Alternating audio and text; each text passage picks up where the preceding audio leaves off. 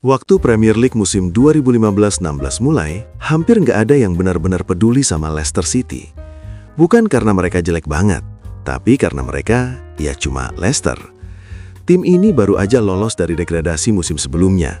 Bahkan sampai bulan April 2015, mereka masih ada di dasar klasemen.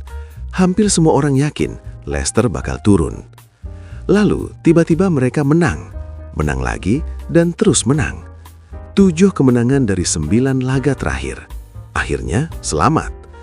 Masalahnya di sepak bola Inggris, cerita kayak gitu jarang dianggap serius. Biasanya cuma disebut keberuntungan sesaat. Dan itulah posisi Leicester waktu masuk musim baru.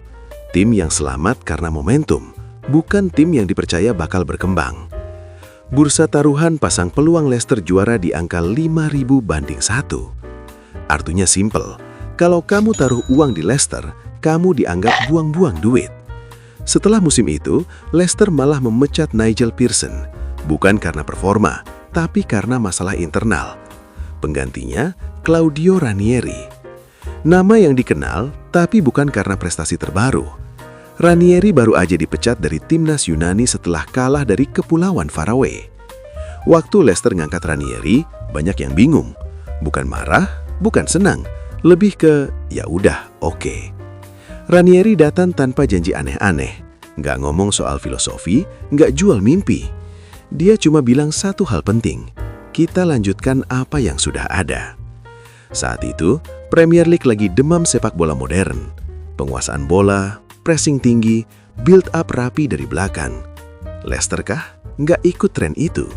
Mereka main simple, blok rendah, 2 garis 4 rapat. Begitu dapat bola, langsung kirim ke depan. Bukan karena mereka nggak bisa main cantik, tapi karena mereka tahu kalau ikut-ikutan gaya tim besar, mereka bakal kalah. Ranieri nggak nyuruh pemainnya terlihat pintar, dia nyuruh mereka menang. Dan anehnya, itu mulai berhasil. Jamie Vardy bukan striker elegan, sentuhannya kadang kasar, tapi satu hal dia tahu kemana harus lari. Dia hidup dari ruang kosong, dari kesalahan bek, dari bola panjang. Riyad Mahrez beda lagi. Dia satu-satunya pemain Leicester yang bisa bikin sesuatu dari situasi buntu. Dribble, cut inside, keputusan cepat. Lalu ada N'Golo Kante. Mungkin pemain paling penting di tim ini, bukan karena gol, tapi karena dia ada di mana-mana. Kante nutup lubang, ngambil bola, lari lagi, ngambil bola lagi. Tanpa Kante, sistem Leicester nggak bakal jalan. Ini bukan tim penuh bintang. Ini tim yang tiap pemainnya tahu, gue harus ngapain. Leicester mulai musim dengan baik. Mereka menang, terus menang.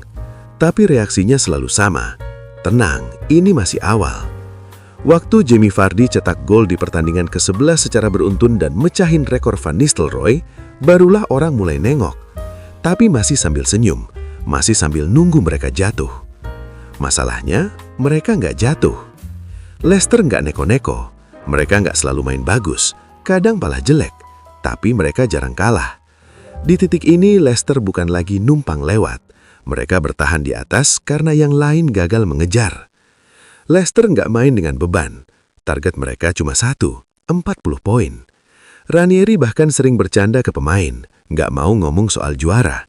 Bandingin dengan tim lain, setiap hasil buruk jadi krisis, setiap seri jadi masalah. Leicester kah? Mereka main seperti nggak ada yang harus dipertahankan. Dan itu berbahaya. Masuk Februari dan Maret, pertandingan makin ketat. Lawan mulai bertahan lebih dalam, ruang buat Vardy makin sedikit. Tapi Leicester tetap dapat hasil. Kadang 1-0, kadang menang jelek. Di sini mulai kelihatan, Leicester bukan sekedar kejutan, mereka serius.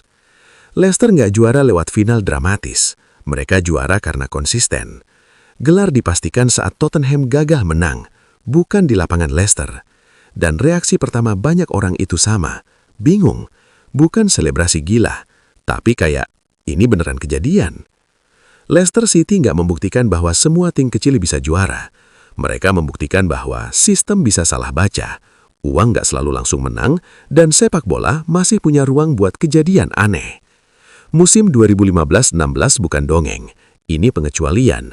Dan justru karena itu, orang bakal terus ngebahas Leicester City bahkan bertahun-tahun setelahnya.